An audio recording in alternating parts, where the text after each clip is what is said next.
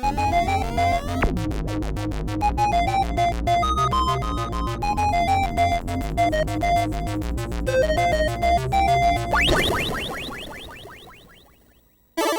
and Robots, episode 101. Nicholas, thank you for the insane tip. You're insane, and your mental instability is greatly appreciated. We need more people like Nicholas in the world. Thank you. Yous are awesomes. That was amazing support, so thank you, Nicholas. And for last week, Edie, and everyone, thank you.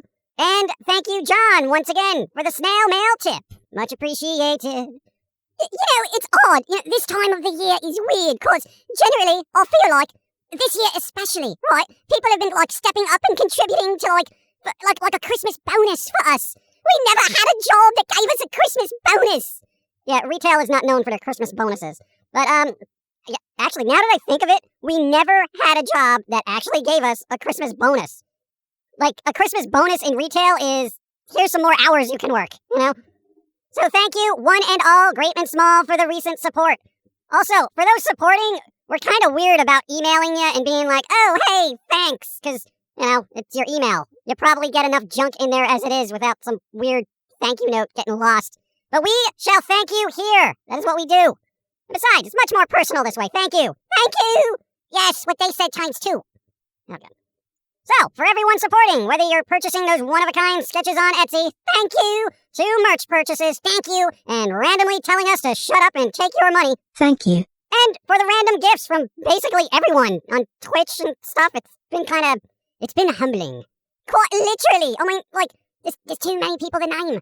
And when you see the internet, you're like, oh, the internet is scum, but not this portion of it. So that's good. It keeps me looking online for better things, it can't be all bad. We're not dead. Yeah. See, and this is why I work so hard, because I'd rather work 14 hours a day for people who appreciate me than 8 hours somewhere else for people who don't. Exactly. All right. So now that we got all of Pilz-E's dental work paid off, right? Yeah, and that was a big lingering issue for a while. Yes, but now we can perhaps do something crazy, like save money. What? What's the point of having money if you're only going to save it?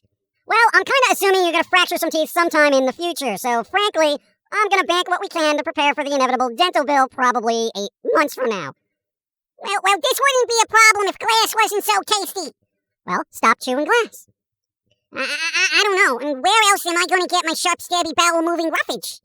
Oh my god. And don't chew glass, anyone, okay? Yeah, that needs to be said. Well, maybe in this day and age it does. Anyway, Nintendo had an indie showcase this week, which was a bunch of indie games, obviously, but nothing terribly amazing, as everything looks like a bunch of fill-in-the-blank bit brawlers from the Sega generation, which have pretty much all been released elsewhere already. I'm all for a good pixel art brawler, right? But honestly, getting kind of drab as mechanics go, hitting the same button over and over again, it's getting a bit tedious. Well, I mean, most games, at their core, are just kind of hitting the same buttons over and over again. It's just how game mechanics work. Unless it's a mobile game, then it's tapping. Yeah, okay. I gotta say, a game better have a decent story or something to move things along for me now, okay? Because shiny graphics and ray tracing and all that other samey gameplay, it's just kind of not clicking with me, Well, I mean, that's kind of the problem of being a veteran gamer, It's like, once you play games for 10 or 20 years, right? It's like, oh, I played this before. Yeah, I've kind of noticed a lot of seasoned streamers getting a bit burnt out on certain types of game mechanics as well. But, I mean, there's only so much one can do now with traditional game mechanics. Xbox's Kinect should have been a thing. At least that was a new form of gameplay. That is true. You had to move around and actually move your body, right? To do certain things in games. And, that was pretty innovative for a console to attempt, It just never took off for some reason. Yeah, because everyone was worried about having cameras in their house a decade ago, and people feared someone would be watching them all the time, privacy issues, and so on and so on. A decade later, everyone has a more advanced phone in their pocket that can listen and watch everything you say and do, and people are fine with it. Scans your files, pictures, documents, knows your location. Oh, this is okay. This is fine. At least it's not one of those Kinects by Microsoft that could turn on and look at me during a game. VR and Kinect would probably be the only unique types of gameplay one would have if you're bored of traditional games, and Kinect got died. Also, the Switch motion controls, they are there. You wave your hands around a bit. Yeah, I mean, at least that's something, but I'm kind of over button mashing for some reason. I want something a bit more immersive, and I think VR is going to be the only thing that's going to give that to me. Well, I mean, we could try, real life, go outside, actually, interact with the world, and it'll be like, an IRL RPG. Yeah, not during a zombie apocalypse. Okay, thanks. Anyway, Anne Rice died recently, so that sucks. Vampires can't die. She wrote about vampires. She wasn't an actual vampire. I don't know. She had a good grasp on those neck suckers. I think she was a vampire and faked her death to fly off into the moonlight and be with her kind. Yeah, I'm sure that's what happened. Anne Rice, wherever you are, thank you for your work. You made vampires cool again. And then that other author made them trash. I'm sorry. The Game Awards came and went and showed a bunch of trailers for stuff I generally didn't care about, with the exception of Alan Wake 2 and Slitterhead, which is a spooky-looking game from Japan, so look into that if you like horror-type stuff. Other than that, everyone was all Elden Ring! Wow, we have a release date, which is sometime in February. Still no actual gameplay shown, just a bunch of trailers, so whatever. Can't get hyped for a game I have seen no gameplay from. Cowboy Bebop on Netflix got cancelled. Yeah, like the same week the creator of the series died at 57. So it's been a pretty crappy week all around for Cowboy Bebop fans. Sorry, folks, but, that anime. Right, listen. That anime, The Devil is a Part-Timer, is getting a Season 2. It's been years since Season 1. That means there's still hope for Whatamodi. Oh, we need to tell the anime makers that Whatamodi needs to continue as a series, as the main character is super dysfunctional and people like that now. What? Well, Tomoko Kuroki was essentially Komi Can't Communicate years before that even existed. She couldn't really talk to people, was very awkward. Yeah, but Komi is like super popular for some reason, which I don't get. It's like merely because Komi is an attractive character, everyone looks past and is super accommodating to her not being able to talk to anyone IRL due to social anxiety. Yeah, I mean, that doesn't even happen in real life. I mean, anyone who isn't uber attractive isn't going to have anyone give them the time of day to help them break out of their shell. It's like, oi, you don't want to talk? Well, buttocks to you, mate. Yeah, and then that just makes a person's anxiety even worse. I mean, it would be cool if people with social anxiety had a group of friends that would take the time out to help them get over all that. But it generally never happens. People tend to ignore that. They don't want to help out because they're, like, doing their own thing. They can say that they care, they do their little posts about social anxiety, but honestly, they're really not going to help. They're not. So, for folks out there who are looking to anime to save you from your own social anxiety, maybe you can learn a thing or two from anime, but seriously, don't wait for someone to save you from yourself. Because chances are, no one is going to show up. Unless you're extremely attractive, but then I would question that person's intentions. Yeah, I mean, it would be nice if people had that type of support group in their lives, especially in schools. But, I've met people who had just languished in silence throughout their entire school career, hoping for someone to befriend them. And, it just never happened. They just went through their school years quiet and alone. And, of course, that silence is just going to make one the focus of bullying and such.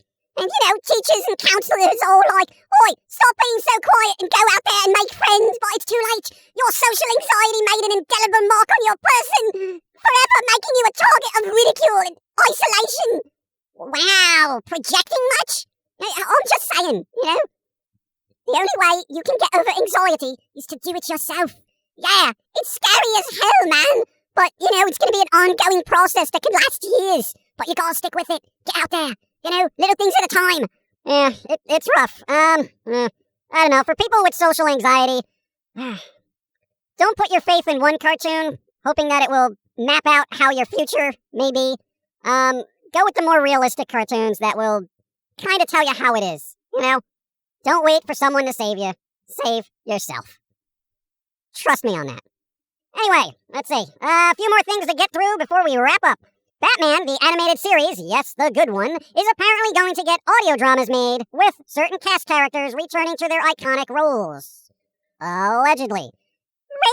Radio dramas? What year is this? My favorite radio drama was Quiet Please, written by Willis Cooper from the 40s, the late 40s. Really? Yes. I like Nothing Behind the Door, which was the first episode, and Rain on New Year's Eve. It was a little wonky, but it was still like, what? It's crazy. Okay.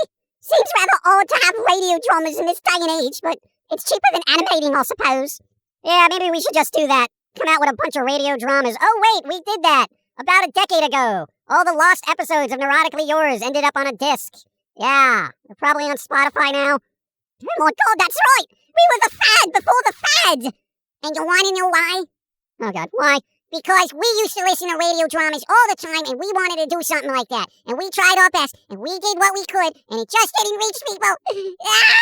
Alright, relax. All I'm gonna say is that results may vary. What? When they make the Batmans, it better be goods, because if it's not, results will vary. I'm gonna have to use my mind-brain eye to make pictures in my brain lobes.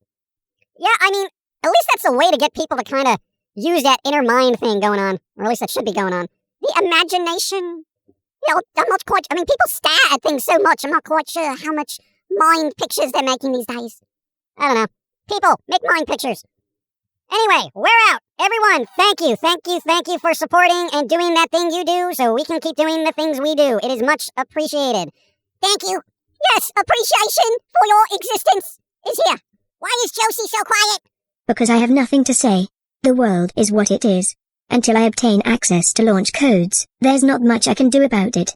Exactly. So, until next time, be safe, stay smart, and try to enjoy the holidays. I'm sure everyone is kind of sick of them by now, but hey, it's freaking Christmas! Enjoy it! Get some goodies for yourself, hang out on Twitch with one of your favorite streamers, assuming they're not slacking off.